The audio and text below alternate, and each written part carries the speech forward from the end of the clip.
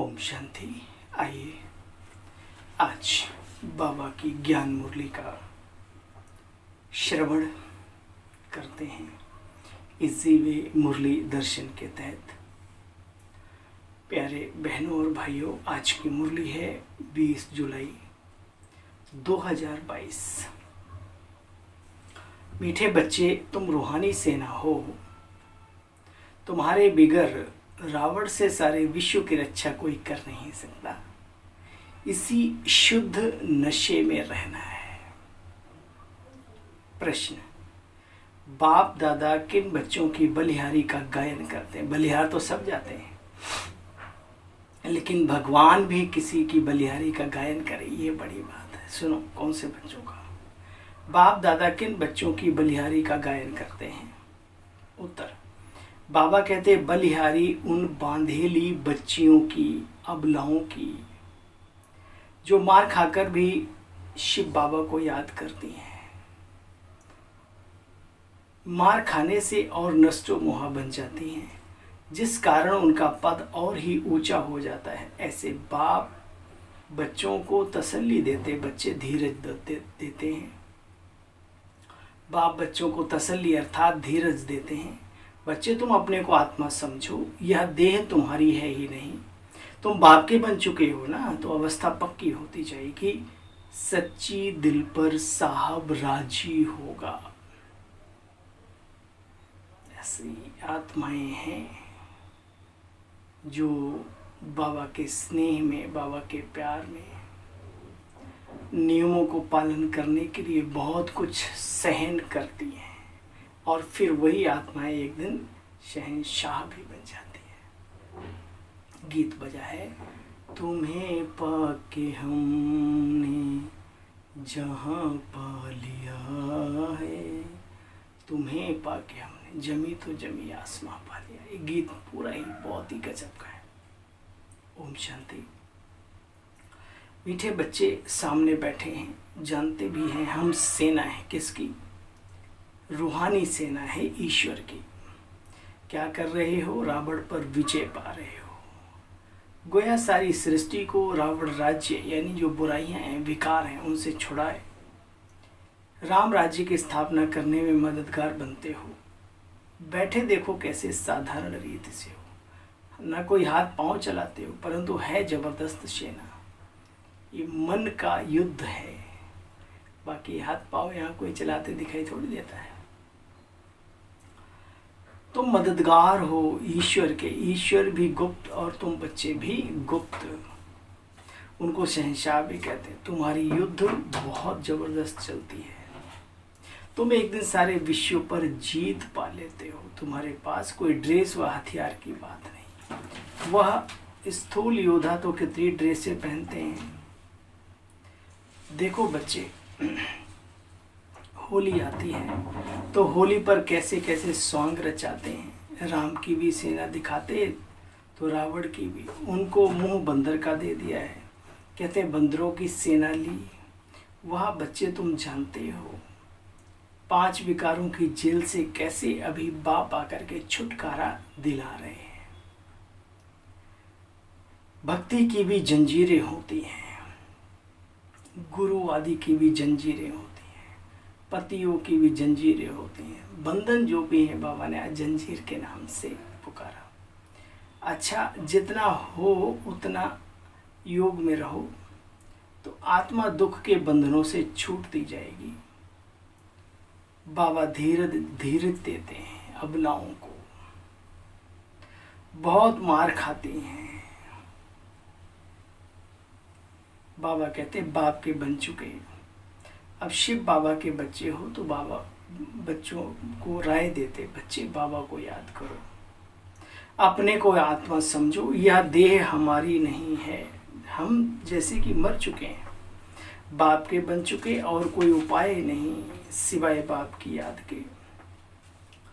बच्चे, अगर कोई जबरदस्ती जुल्म करते हैं तो उसका पाप नहीं चढ़ता। बाबा कहते हैं आपका अपना मन ना हो, लेकिन कोई जबरदस्ती जुल्म करता तुम्हारे ऊपर, उसका पाप नहीं चढ़ेगा। पुकारती हैं बाबा तो हम तो आपके हैं, शरीर तो जैसे मुर्दा है, ऐसे निश्चय बुद्धि वाले जो भी हैं वो ऊंचा पद पा लेते हैं। अगर सच्ची दिल है तो ऐसी सच्ची दिल पर साहब जरूर राजी होगा। यहाँ भी बच्चियाँ इतना याद नहीं करती हैं जितना जो बाहर बांधेलियाँ याद करती हैं। कहती हैं अंदर ही अंदर, बाबा इन बंधनों से हमें छुड़ाओ। शिव बाबा की याद से ही बच्चे, बाबा कहते बेड़ा पार होगा। कोई कहते हैं बाबा हमको मुरली भी नहीं पढ़ने देते। अरे तुम बाप को याद करती रहो बस। मुरली में तो रोज समझाया जाता है ना कि बाप को याद करो बस। ये भी मेहनत बहुतों से होती नहीं, घड़ी घड़ी भूल जाते हैं। जो मार खाते हैं और जास्ती ही बुद्धि उनकी बाबा की तरफ आती है। बाबा को ऐसी ऐसी बच्चियां रोज याद पड़ती हैं, आत्माएं। हाँ, कोई अच्छे अच्छे महारथी भी हैं जो बहुतों की सर्विस करते हैं, योगी बनाते हैं। योग की महिमा बहुत है। तुम बच्चों को सभी पर तरस पड़ना चाहिए। तुम बच्चे गीता को रेफर करते हो, उन्हों की बुद्धि में ये गीता श्री कृष्ण भगवान ने सिखलाया। तुम कहते हो परमपिता परमात्मा ने सिखाया। ये सिद्ध करने से ही तुम पूछते हो परमपिता परमात्मा से आखिरी बोलो तुम्हारा संबंध क्या है। पिता है ना, तो पिता का फरमान है मेरे साथ योग लगाओ तो तुम्हारे विकर्म विनाश होंगे। गीता में देहधारी का नाम लिख दिया है, वास्तव में है निराकार परमपिता परमात्मा की गाई हुई गीता। समझाओ ऐसे जो थोड़े में एकदम किसी को भी तीर लग जाए। चतुराई से समझाना सीखो। बाबा जानते हैं हमारे में कौन कौन अच्छी ललकार कर सकते हैं। अलफ का अर्थ भी समझाना चाहिए।